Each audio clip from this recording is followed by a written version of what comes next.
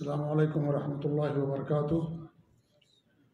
الحمدللہ رب العالمین واشہد ان لا الہ الا اللہ وحدہ لا شریک لہ واشہد ان محمدا عبدہ ورسولہ صلوات اللہ وسلامہ علیہ وعلی آلہ وعلی اصحابہ ومن اہتدی بہدیہ واستنى بسنتہ الی یوم الدین وبعد۔ آج عقیدہ واسطیہ کے اندر عقیدے سے متعلق ایک انتہائی اہم مسئلہ ہم پڑھیں گے،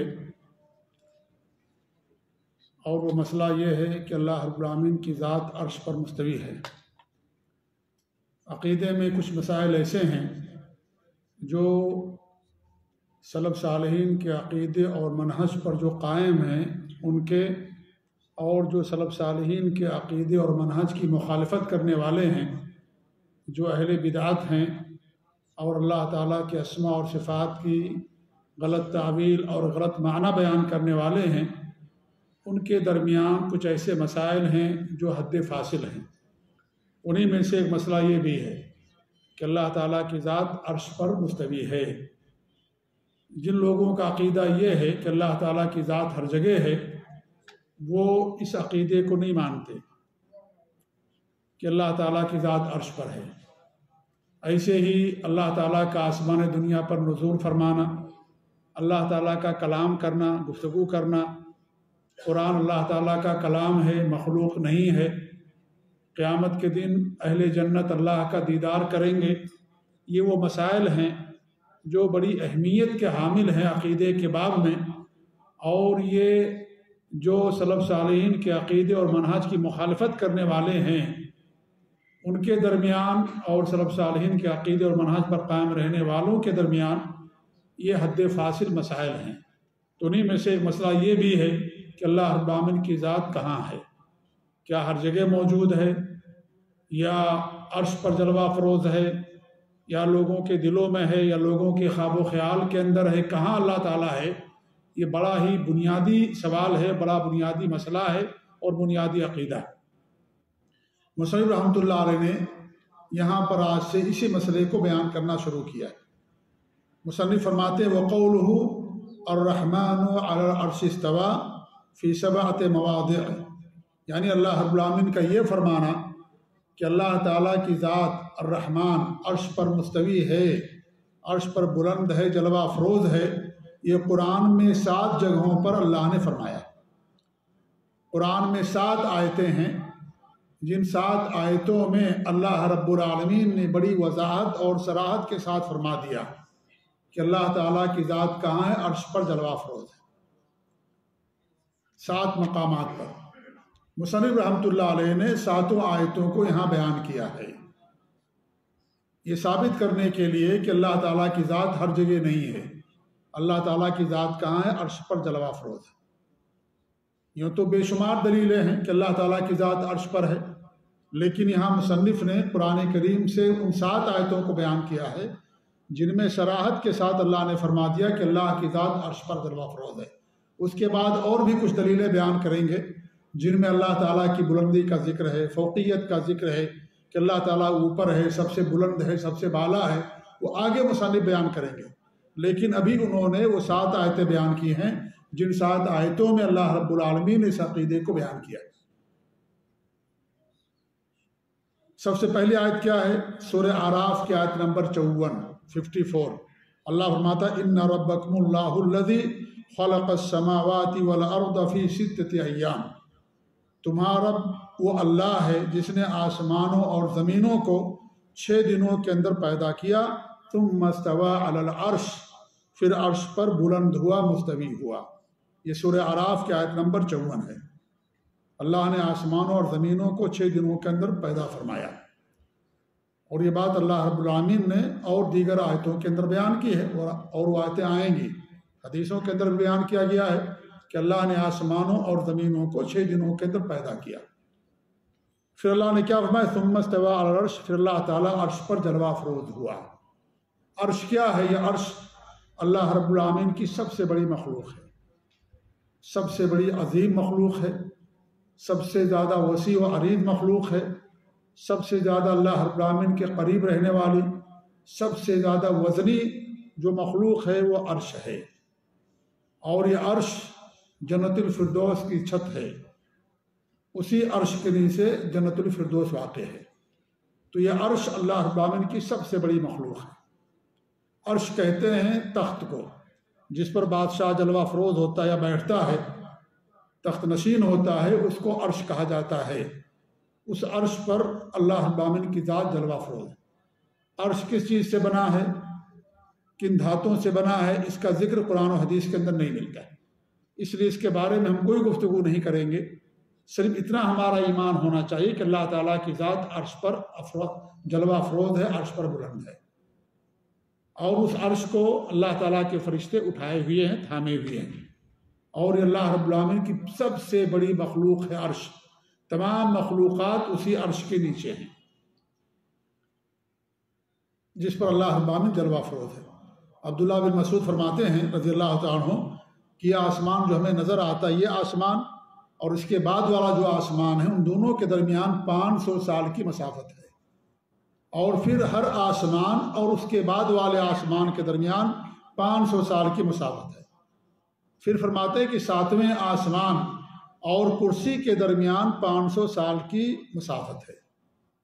کرسی یہ 7ویں آسمان کے بعد ہے، اور کرسی کہتے ہیں جہاں اللہ رب العالمین اپنے دونوں قدم رکھتا ہے، اس کو کرسی کہا گیا ہے۔ جیسا کہ عبداللہ بن عباس فرماتے ہیں کہ کرسی اللہ رب العالمین کے دونوں قدم رکھنے کی جگہ، وسع کرسیہ السماوات والارض۔ قرآن کی سب سے عظیم آیت آیت الکرسی، جس میں اللہ فرماتا ہے کہ اللہ تعالیٰ کی کرسی آسمانوں اور زمینوں کو گھیرے میں لیے ہوئی ہے۔ تو کرسی جس پر اللہ رب العالمین اپنے دونوں قدم رکھتا ہے وہ کرسی ہے۔ کچھ لوگوں نے کرسی کا بھی انکار کر دیا اور کہا کہ کرسی ارسی نہیں ہے، کرسی مانے اللہ کا علم، اللہ تعالیٰ کا علم کرسی مانے۔ حالانکہ اللہ تعالیٰ کا علم تو دیگر آیتوں سے ثابت ہے، اللہ تعالیٰ علیم ہے، اللہ سب کو علم دینے والا ہے، العلیم اللہ کے ناموں میں سے ہے۔ تو اللہ رب العالمین کی جو صفت علم ہے تو دیگر آیتوں سے ثابت ہے، اور اللہ رب العالمین کی جو اگر یہ کرسی کو ہم مانیں کہ علم مراد ہے تو صرف آسمانوں اور زمینوں نہیں، اللہ رب العالمین کے علم سے تو کوئی چیز خالی نہیں ہے۔ اللہ تعالیٰ پر وسیع اللہ رب العالمین قد احاط بکل شیء علما، اللہ رب العالمین ہر چیز کو اپنے علم سے گھیرے میں لیے ہوئے ہے، تو آسمان اور زمین کی تخصیص کرنے کا کوئی فائدہ نہیں۔ لہذا کرسی اللہ رب العالمین کے لیے ہے، اور وہ کرسی اللہ رب العالمین کے دونوں قدم رکھنے کی جگہ ہے، جیسا کہ عبداللہ بن عباس رضی اللہ تعالیٰ عنہ جو مفسر قرآن و بیان فرماتے ہیں۔ تو عبداللہ بن مسعود فرماتے ہیں کہ کرسی اور 7 آسمانوں کے درمیان 500 سال کی دوری ہے، اور کرسی اور پانی کے درمیان 500 سال کی مسافت ہے۔ کرسی کے بعد پانی ہے، اور اس پانی کے اوپر اللہ رب العالمین کا عرش ہے، والعرش فوق الماء واللہ فوق العرش، اور اللہ رب العالمین عرش کے اوپر ہے، ولا یخفی علیہ شیء من اعمالکم، تمہارے اعمال میں سے کوئی بھی چیز اللہ پر مخفی نہیں ہے۔ کہ اللہ تعالیٰ کی عظمت اور اس کی قدرت اور اس کا علم، کہ اللہ تعالیٰ آسمانوں کے اوپر کرسی، کرسی کے اوپر پانی، اس پانی کے اوپر عرش، اور اس عرش پر اللہ رب العالمین کی ذات جلوہ افروز ہے، اور ہمارے اعمال میں سے کوئی بھی چیز اللہ رب العالمین پر مخفی نہیں ہے۔ حتیٰ کہ اگر چوٹی بھی چلتی ہے تو بھی اللہ رب العالمین کو اس کا علم ہوتا ہے، کوئی پتا بھی گرتا ہے، زمین میں کوئی پودا اگتا ہے، اللہ رب العالمین کو تمام چیزوں کا علم رہتا ہے۔ کتنا اللہ تعالیٰ کا علم وسیع ہے، غیر محدود ہے، آپ اس بات سے اندازہ لگا سکتے ہیں۔ امام ابن خزیمہ نے اس اثر کو اپنی کتاب توحید کے اندر بیان کیا ہے، اور امام بہقی نے اسماء و صفات کے اندر، اور اس طریقے سے امام القیم رحمۃ اللہ علیہ نے اور امام ذہبی نے اس اثر کو صحیح قرار دیا ہے۔ تو اللہ رب العالمین عرش پر جلوہ افروز ہے، اور عرش کی مثال جو دی گئی ہے، جیسا کہ دیگر حدیثوں کے اندر آتا ہے کہ السماوات السبع فی الکرسی الا کدراہم سبعۃ القیت فی ترس، کہ 7 آسمانوں کی مثال کرسی کے سامنے ایسی ہے جیسے ڈھال کے اندر 7 دینار رکھ دیے جائیں، 7 سکے ڈھال کے اندر۔ ڈھال کہتے ہیں جس سے انسان اپنی جان کو بچاتا ہے، اس کو ڈھال کہا جاتا ہے۔ پہلے لوگ تلواروں سے جنگ کرتے تھے تو ان کے ایک ہاتھ میں تلوار ہوتی تھی، دوسرے ہاتھ میں ڈھال، اس ڈھال سے اگر دشمن ان پر وار کرتا تلوار سے تو اس ڈھال سے اپنے آپ کو بچاتے تھے. تو اس ڈھال کے اندر 7 اگر دینار 7 سکے رکھ دیے جائیں تو ہی مثال 7 آسمانوں کی کرسی کے سامنے. کون زیادہ بڑا ہوا، کرسی یا آسمان؟ 7 کرسی زیادہ بڑا ہوا نا جی. جیسے 7 دینار سکے آپ ڈھال کے اندر رکھ دیں، ڈھال دیکھا آپ لوگ نہیں دے رہا، کافی بڑا ہوتا ہے جس سے انسان اپنے جان کی، اپنے جسم کی حفاظت کرتا ہے، سر کی اور سینے اور پورے جسم کی حفاظت کرتا ہے. جب کوئی وار کرتا ہے تو ڈھال اس کے سامنے رکھ دیتا ہے، اور یہ ڈھال جو ہے لوہے کی بنی ہوتی ہے، اور پھر تلوار بھی لوہے کی ہوتی ہے، لوہا اس پر لگتا ہے تو اس پر کوئی اثر نہیں ہوتا ہے. تو اس ڈھال کے اندر 7 دینار پھینک دیے جائیں تو ان 7 دینار کی کوئی حیثیت نہیں ہوگی ڈھال کے سامنے. ایسی 7 آسمانوں کی مثال ہے کرسی کے سامنے. پھر فرماتے ہو بل کرسی فی العرش الا کحلقۃ من حدید القیت بین ظہری فلات من الارض. کرسی کی مثال عرش کے سامنے ایسی ہے جیسے کسی بڑے چٹیل میدان میں ایک رنگ پھینک دی جائے، یعنی ایک لوہے کی انگوٹھی. بہت بڑا چٹیل میدان ہے، اس میں آپ اس کے درمیان میں بیچ میں آپ ایک انگوٹھی پھینک دیں، اس انگوٹھی کی اس بڑے چٹیل میدان کے سامنے کیا اس کی حقیقت ہوگی، اس کی کیا حیثیت ہوگی. یہ عرش ہے، کتنا بڑا عرش ہے جس پر اللہ رب العالمین کی ذات جلوہ افروز ہے اور بلند ہے. تو عرش یہ مخلوق ہے، سب سے بڑی مخلوق ہے. اس کے بعد جو سب سے بڑی مخلوق ہے وہ کرسی ہے. سب سے بڑی مخلوق عرش، اس کے بعد کرسی. اسی عرش پر اللہ رب العالمین کی ذات جلوہ افروز ہے، اور اسی کرسی پر اللہ رب العالمین اپنے دونوں قدم رکھے ہوئے ہیں. اللہ کے دونوں قدم کیسے ہیں، رکھنے کی کیفیت کیسی ہے، عرش پر مستوی ہونے کی کیفیت کیسی ہے، یہ ہمیں نہیں معلوم. کیفیت کا ذکر نہ قرآن میں ہے نہ حدیث کے اندر. یہ ضرور بتایا گیا کہ اللہ رب العالمین کی ذات جلوہ افروز ہے، بلند ہے عرش پر. لیکن کیفیت کیسی ہے، کیفیت کا علم اللہ کے علاوہ کسی کو نہیں معلوم. امام مالک رحمۃ اللہ علیہ سے پوچھا گیا عرش پر اللہ تعالیٰ مستوی تو کیسے؟ تو انہوں نے کہا کہ استوا معلوم ہے، والکیف مجہول، الکیفیت مجہول ہے، کو نہیں معلوم. والایمان بہ واجب، اس پر ایمان لانا واجب ہے. والسؤال عنہ بدعہ، اور اس طرح کا سوال کرنا بدعت ہے، جائز نہیں ہے. کہ اللہ تعالیٰ عرش پر کیسے مستوی ہے؟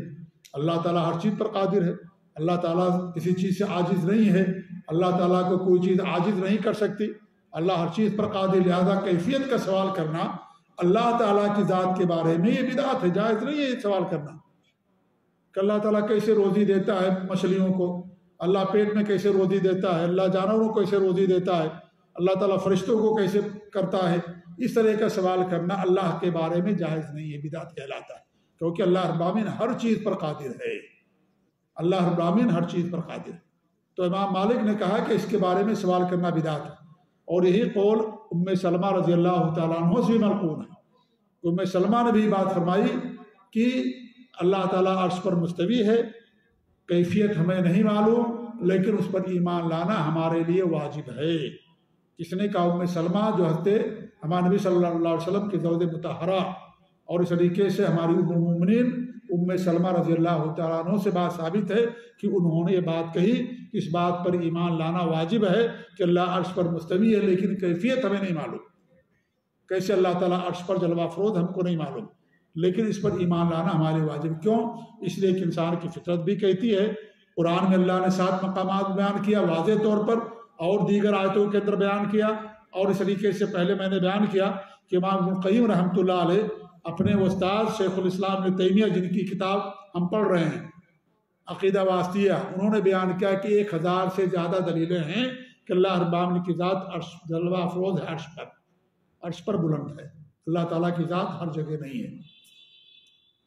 تو کچھ لوگ اس کا انکار کرتے، کہتے ہیں کہ اللہ تعالیٰ کی ذات ہر جگہ ہے. کچھ لوگ عرش کا انکار کرتے، کہتے ہیں عرش کے معنی ملکیت، کہ اللہ تعالیٰ کی ملکیت ہے پوری دنیا کے اندر، یا اللہ تعالیٰ کی ملکیت اس سے مراد ہے.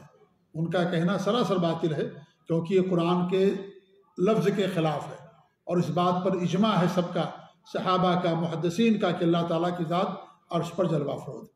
لہذا یہ کہنا کہ عرش سے مراد اللہ تعالیٰ کی ملکیت ہے، اس میں عرش کا انکار ہے، اس میں کرسی کا انکار ہے.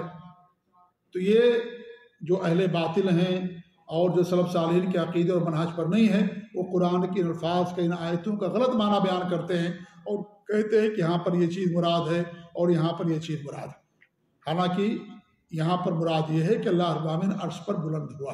استوا کا 4 معنی علماء نے بیان کیا ہے سلف صالحین نے، اور چاروں کا معنی تقریباً ایک ہے۔ ایک معنی تو یہ بیان کیا گیا استوا معنی اعلیٰ، اعلیٰ معنی بلند ہونا۔ دوسرا معنی ارتفع، ارتفاع معنی بھی بلند ہونا۔ تیسرا معنی صعدہ، صعدہ معنی بلند ہونا، اوپر ہونا۔ اور چوتھا معنی استقرہ، استقرہ معنی اس کے معنی بھی قرار پانا، قرار پانا اور اس پر جلوہ افروز ہونا، یہ اس کا معنی۔ یہ 4 معنی علماء نے بیان کیا ہے کہ اس کے تعلق سے استوا کے لفظ کے تعلق سے استوا کا معنی کیا ہے۔ تو استوا کا معنی جو ہم نے پڑھا وہ یہ کہ اللہ رب العالمین عرش پر بلند ہوا یا بلند ہے، جلوہ افروز ہے، عرش پر مستوی ہے، عرش پر اللہ رب العالمین نے قرار لیا ہوا ہے، یا اللہ رب العالمین عرش پر مستقر ہوا، یہ عرش پر مستوی ہونے کا معنی اور مفہوم ہے۔ تو اس آیت سے بات معلوم ہوئی کہ اللہ رب العالمین کی ذات کہاں ہے، عرش پر بلند ہے، عرش پر جلوہ افروز ہے۔ یہ پہلی آیت ہے اس موضوع سے متعلق۔ دوسری آیت جو اللہ نے بیان کی ہے وہ سورہ یونس کی آیت نمبر 3 ہے، وہ بھی اسی سے متعلق اسی آیت ہے۔ اللہ فرماتا ہے ان ربکم اللہ الذی خلق السماوات والارض فی 6 ایام ثم استوى علی العرش، تمہارا وہ اللہ جس نے آسمانوں اور زمینوں کو 6 دنوں کے اندر پیدا کیا، پھر عرش پر مستوی ہوا، عرش پر مستوی ہوا۔ یہاں کچھ لوگ کہتے ہیں کہ مستوی ہونے کا مطلب یہ کہ اللہ تعالیٰ کو غلبہ ملا اس پر، یہ معنی استوا معنی کہتے ہیں استولا، اور استولا کے معنی زبردستی کسی پر غلبہ لے لینا، اس کو استولا کہا جاتا ہے۔ اس کا مطلب یہ نکلتا ہے گویا کہ ان کے کہنے کا کہ وہاں پر کوئی اور بھی ذات تھی جو عرش پر مستوی ہونا چاہتی تھی اور اللہ تعالیٰ کو اس پر غلبہ مل گیا۔ یہ کہنا صحیح ہوگا؟ نہیں، یہ تو بہت بڑا کفر والی بات ہے کہ یہ کہنا کہ اللہ تعالیٰ کو اس پر غلبہ ملا، یعنی گویا کہ اللہ تعالیٰ پہلے غالب نہیں تھا، بعد میں اس پر اللہ تعالیٰ کو غلبہ ملا۔ نمبر 1۔ نمبر 2، یعنی کوئی اللہ تعالیٰ کے برابر ذات ہے کہ اللہ تعالیٰ کی اور اس کی لڑائی ہوئی، پھر اللہ تعالیٰ کو غلبہ ملا، پھر اللہ تعالیٰ عرش پر غالب ہو گیا، یہ کتنی بڑی خطرناک بات ہے۔ اور تیسری بات، کیا اللہ رب العالمین صرف عرش پر غالب ہے؟ اللہ تعالیٰ تو ہر چیز پر غالب ہے، اللہ رب العالمین تو ہر چیز پر غالب ہے، اللہ ہی کا حکم چلتا ہے، اللہ کے حکم سے کوئی چیز خالی نہیں، اللہ کے حکم کو کوئی انکار نہیں کر سکتا، وہ حکم جو کونی ہے، جو کائنات سے متعلق ہے۔ تو اللہ رب العالمین عرش پر غالب ہوا، مطلب یہ ہوا کہ کیا اللہ تعالیٰ کا اور دنیا میں اور دیگر چیزوں پر اور مخلوقات پر کہ اللہ تعالیٰ غالب اور بلند نہیں ہے اللہ رب العالمین، اس لیے معنی غلط ہے۔ چوتھی بات یہ ہے کہ سلف صالحین کا جو عقیدہ اور منہج ہے وہ اس کے خلاف ہے۔ سلف صالحین کا اس بات پر اجماع ہے کہ ہاں استوا کے معنی علی اور استقرہ اور سعدہ کے معنی ہیں، ارتفاع کے معنی کہ اللہ تعالیٰ عرش پر بلند ہوا، جلوہ افروز ہوا، یہ معنی یہاں پر مراد ہے، اس کے علاوہ کوئی دوسرا معنی یہاں پر مراد نہیں ہے۔ تو یہ معنی ہے یہاں پر استوا کا۔ تو دوسری آیت جو سورہ یونس کی ہے اس میں بھی اللہ رب العالمین نے اسی بات کو بیان کیا۔ تیسری جگہ سورہ رعد کی آیت نمبر 2 ہے، اللہ فرماتا ہے اللہ الذی رفع السماوات بغیر عمد ترونها ثم استوى علی العرش، اللہ ہی ہے جس نے آسمانوں کو بغیر ستونوں کے اٹھا کر کے رکھا ہے۔ ستون نہیں ہے آسمان میں، اللہ نے آسمانوں کو بغیر ستون کے بلند کر رکھا ہے یا اٹھا رکھا ہے۔ ترونہا، جیسا کہ تم دیکھتے ہو، کوئی آسمان کے اندر آپ کو ستون نظر آتا ہے کہ ان ستونوں پر آسمان قائم ہے؟ نہیں، اللہ نے بغیر ستونوں کے ان کو اٹھا رکھا ہے۔ ثم استوى علی العرش، پھر اللہ تعالیٰ عرش پر مستوی ہوا۔ تو اس سے کیا معلوم ہوا کہ اللہ تعالیٰ عرش پر مستوی ہے، جلوہ افروز ہے۔ یہ تیسری آیت ہے۔ چوتھی آیت ہے سورہ رحمان کی، سورہ طٰہٰ کی آیت نمبر 5، الرحمن علی العرش استوى، رحمان یعنی اللہ تعالیٰ عرش پر کیا ہے؟ مستوی ہے، عرش پر بلند ہے۔ 5ویں آیت ثم استوى علی العرش الرحمن، پھر رحمان عرش پر مستوی ہوا، یہ سورہ فرقان کی آیت نمبر 59 ہے، سورہ فرقان۔ 6ٹھی آیت کیا ہے؟ اللہ الذی خلق السماوات والارض وما بینہما فی 6 ایام ثم استوى علی العرش، کہ اللہ ہے جس نے آسمانوں اور زمینوں کو اور جو ان کے درمیان ہیں ان تمام چیزوں کو 6 دنوں کے اندر پیدا کیا، پھر عرش پر مستوی ہوا، یہ سورہ سجدہ آیت نمبر 4۔ جو سورہ سجدہ ہر جمعہ کے دن فجر کی نماز میں پڑھنا مسنون ہے۔ پہلی رکعت کے اندر سورہ سجدہ اور دوسری رکعت کے اندر سورہ انسان، سورہ دہر، یہ پڑھنا مسنون ہے ہر جمعہ کو۔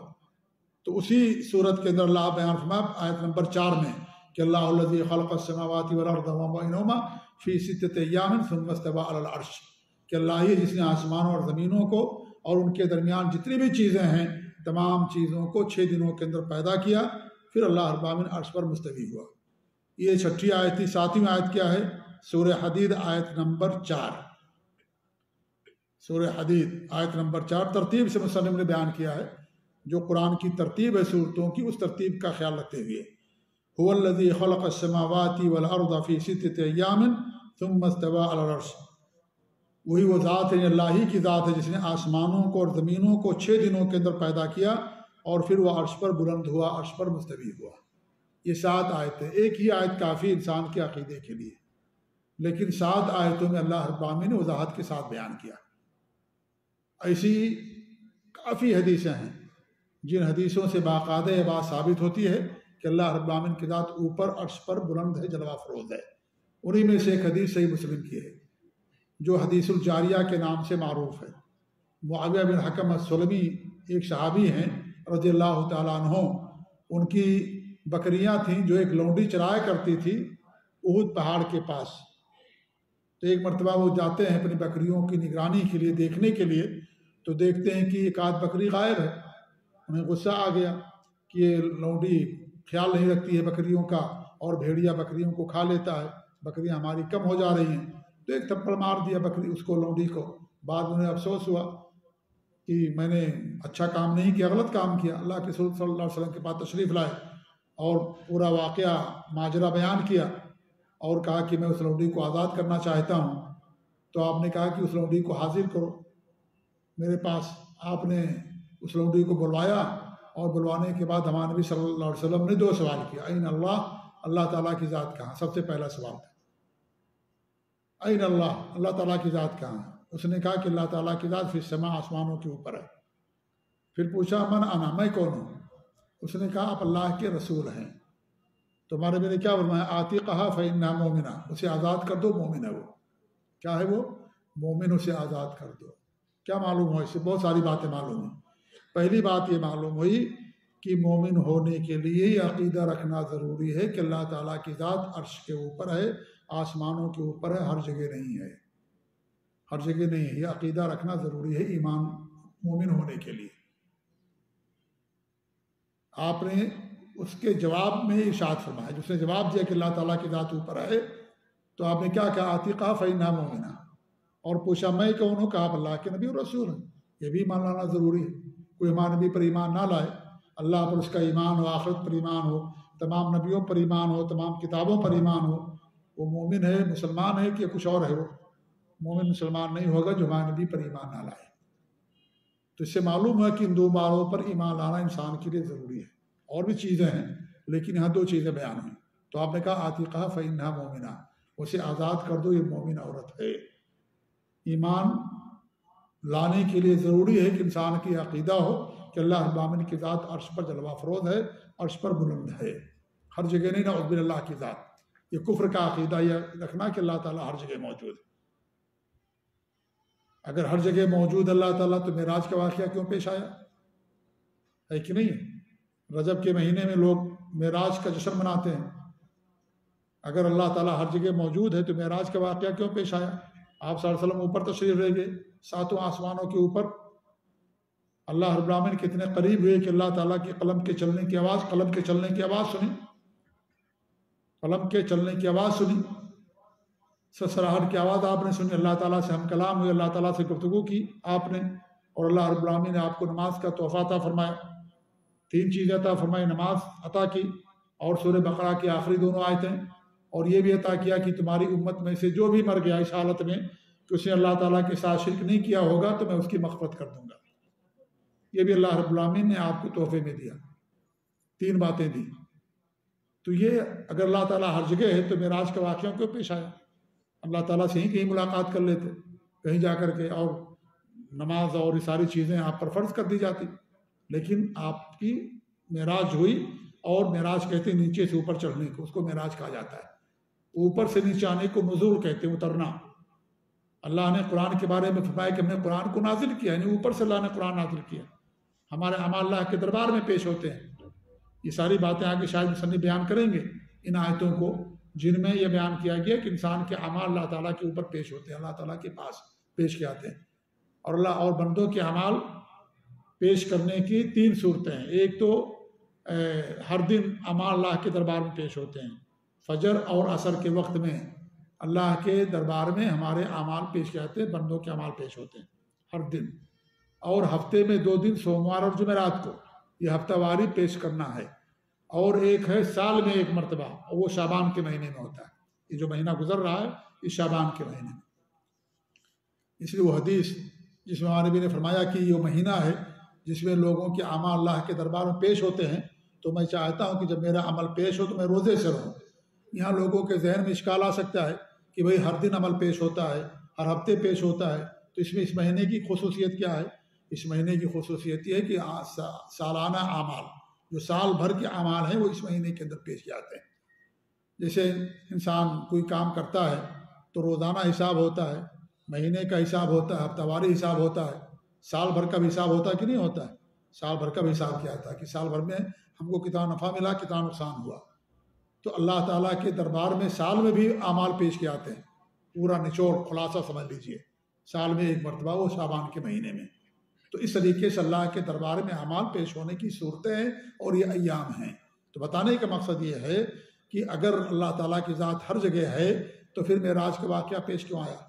اور المیہ یہ ہے کہ ہمارے ملکوں میں جو لوگ امام ابو حنیفہ رحمۃ اللہ علیہ کی طرف اپنی نسبت کرتے ہیں، ان لوگوں کا عقیدہ یہ نہیں ہے، جبکہ امام ابو حنیفہ رحمۃ اللہ علیہ کا عقیدہ یہی تھا کہ اللہ تعالیٰ کی ذات عرش پر جلوہ افروز ہے۔ امام طحاوی رحمۃ اللہ علیہ بہت بڑے امام اور محدث گزرے ہیں، مسلک احناف سے ان کا تعلق تھا۔ ان کی کتاب عقیدہ طحاویہ، وہ کتاب یہاں سعودی عرب میں پڑھائی جاتی ہے، ہم لوگوں نے پڑھا یہاں پہ، اور ہمارے ملکوں میں پڑھائی جاتی ہے۔ لیکن افسوس کی بات یہ ہے کہ احناف کے مدرسوں میں کتاب نہیں پڑھائی جاتی ہے۔ کیوں؟ اس لیے کہ وہ کتاب سلف صالحین، صحابہ اور تابعین کے عقیدے اور منہج پر ہے۔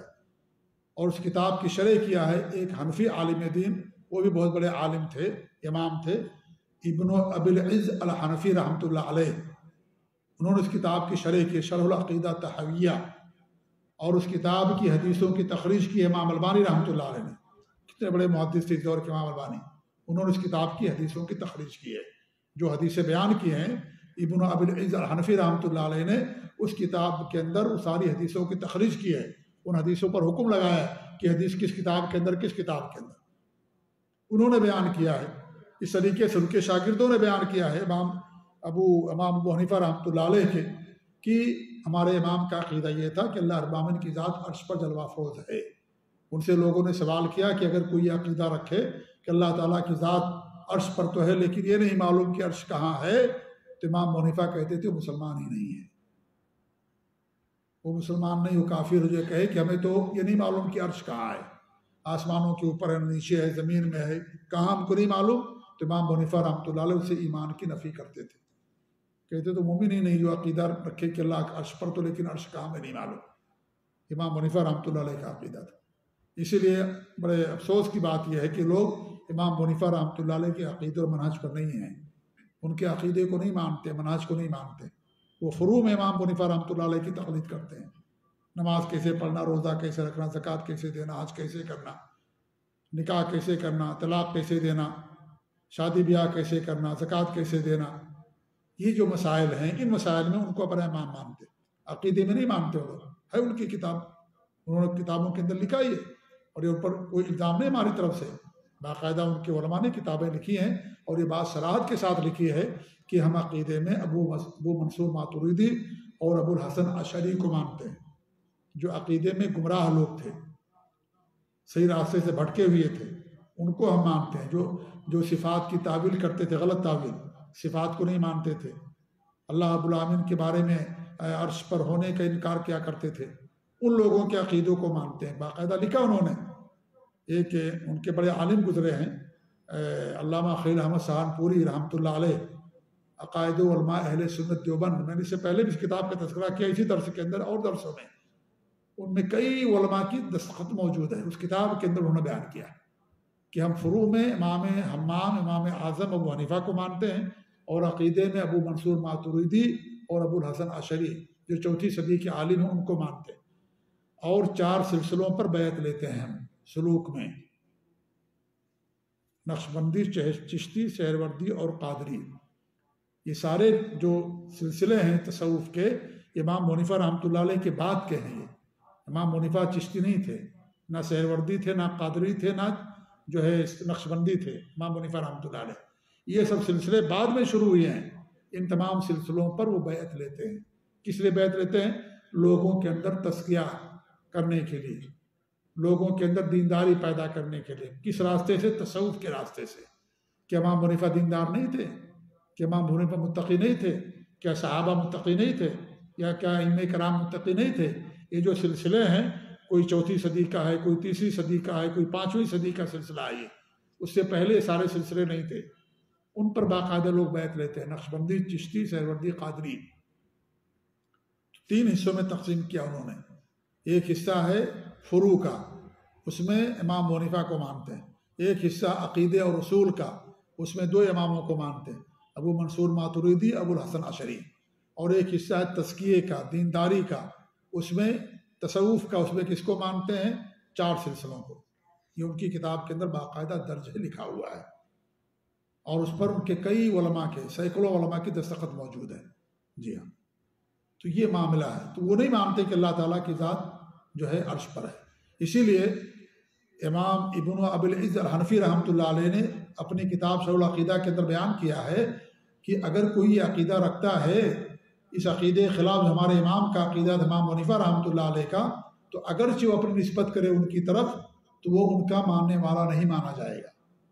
اور ایسا انہوں نے کہا کہ بہت سارے ایسے لوگ ہیں، جہمیہ اور معتزلہ فرقے پیدا ہوئے جو نسبت کرتے تھے ہمارے امام کی طرف، لیکن ان کے عقیدے کو نہیں مانتے تھے، لہذا ان کے عقیدے پر نہیں ہے، ان کے منہج پر نہیں ہے، وہ ان کے ماننے والوں میں سے نہیں ہے. وہ جو عقیدے میں ان کو نہ مانے، تو پھر سب سے اہم چیز تو عقیدہ ہے، بنیاد ہے.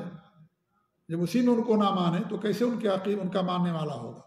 یہ ابن ابی العز الحنفی رحمۃ اللہ علیہ نے باقاعدہ شرح العقیدہ طحاویہ کے اندر بیان کیا ہے. جی ہاں.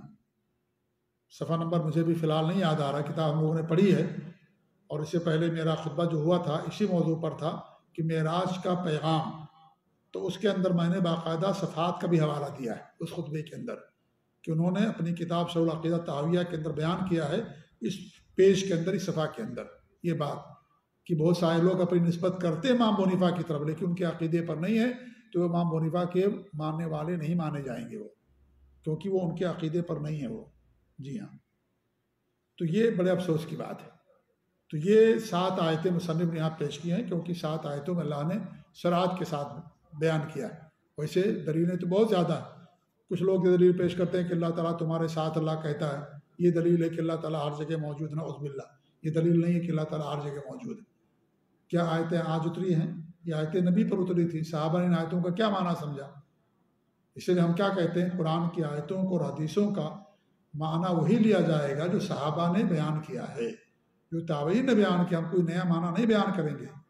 یہاں پر ان آیتوں کا معنی یہ ہے کہ اللہ رب العالمین علم سے ہمارے ساتھ ہے، یعنی اللہ تعالیٰ سے کوئی چیز مخفی نہیں ہے، نہ ہمارا کوئی عمل مخفی ہے، نہ کوئی چیز اللہ پر مخفی ہے.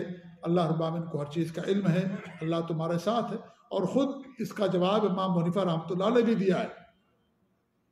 الفقہ الاکبر ایک کتاب ہے جو ان کی طرف منسوب ہے، اس کتاب کے اندر انہوں نے بیان کیا ہے. ان سے پوچھا گیا کہ امام صاحب ان آیتوں کا مطلب کیا ہوگا کہ اللہ تمہارے ساتھ ہوا، معکم اینما کنتم، کہ وہ تمہارے ساتھ تم جہاں کہیں بھی رہو.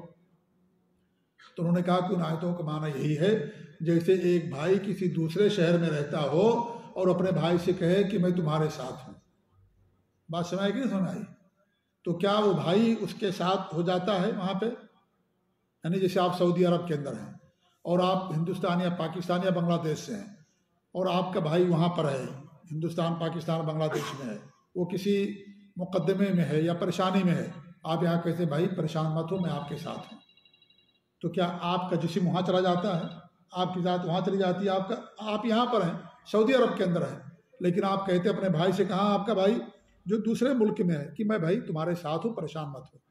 یہی ان آیتوں کا معنی ہے کہ اللہ تمہارے ساتھ ہے، اللہ تمہاری مدد کرنے والا ہے، مومنوں کی مدد کرنے والا۔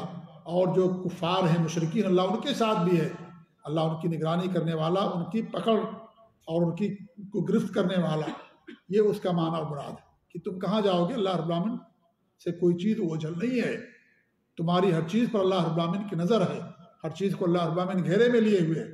لہذا اگر مومنوں کے ساتھ ہے، اس کا مطلب یہ ہے کہ اللہ تعالیٰ ان کی مدد کرتا ہے، اللہ ان کی مدد کرتا ہے۔ اور اگر کافروں کے بارے میں کہ اللہ ان کے ساتھ ہے، تو اس کا مطلب یہ ہے کہ اللہ رب العالمین ہر چیز سے باخبر ہے، آگاہ ہے کہ تم کیا کر رہے ہو، قیامت کے دن تمام چیزوں کا تم کو حساب دینا پڑے گا۔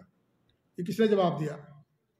جی امام ابو حنیفہ رحمۃ اللہ۔ میرا جواب نہیں، امام ابو حنیفہ رحمۃ اللہ نے جواب دیا ہے۔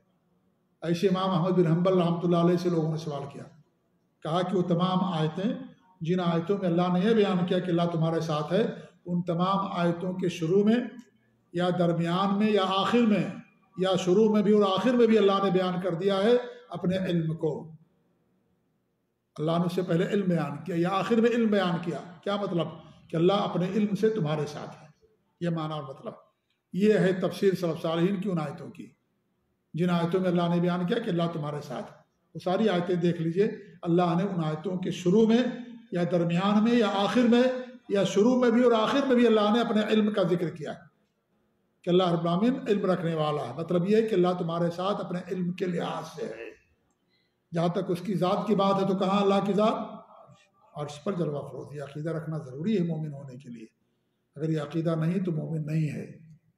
اگر کوئی کہے کہ اللہ تعالیٰ ہر جگہ ہے، نعوذ باللہ، تو یہ عقیدہ اہل ایمان کا نہیں ہو سکتا ہے۔ اللہ تعالیٰ کی ذات عرش پر بلند ہے، عرش پر جلوہ افروز ہے، یہ بنیادی عقیدہ ہے۔ ہمارے درمیان اور جو اہل باطن ہیں، اہل بدعت ہیں، یا اس طریقے سلف صالحین کے عقیدے اور منہج پر چلنے والے نہیں ہیں، ان کے درمیان حد فاصل یہ مسئلہ ہے۔ یہ بہت سارے مسائل میں سے ایک مسئلہ اہم یہ بھی ہے۔ تو یہاں پر 7 آیتیں مصنف نے بیان کی ہیں جن سے بات واضح طور پر ثابت ہوتی ہے کہ اللہ رب العالمین کی ذات عرش پر جلوہ افروز ہے۔ آگے اور بھی مصنف کچھ آیتیں بیان کریں گے جن میں اللہ تعالیٰ کی بلندی کا اور اس کی فوقیت کا ذکر ہے۔ انشاءاللہ آگے ہم ان آیتوں کو پڑھیں گے اور ان آیتوں کی تفسیر کریں گے اور معنی بیان کریں گے۔ اللہ تعالیٰ سے دعا کہ اللہ رب العالمین ہمیں سلف صالحین، صحابہ، تابعین، تبع تابعین کے عقیدے اور منہج پر قائم رکھے۔ اللہ رب العالمین ہمیں شرک اور بدعات کے ایسے دور رکھے اور اپنے نبی کی سنتوں پر قائم رکھے۔ آمین رب العالمین۔ وصلی اللہ علی محمد وعلی آلہ وصحبہ اجمعین۔ وجزاکم اللہ خیر۔ السلام علیکم ورحمۃ اللہ وبرکاتہ۔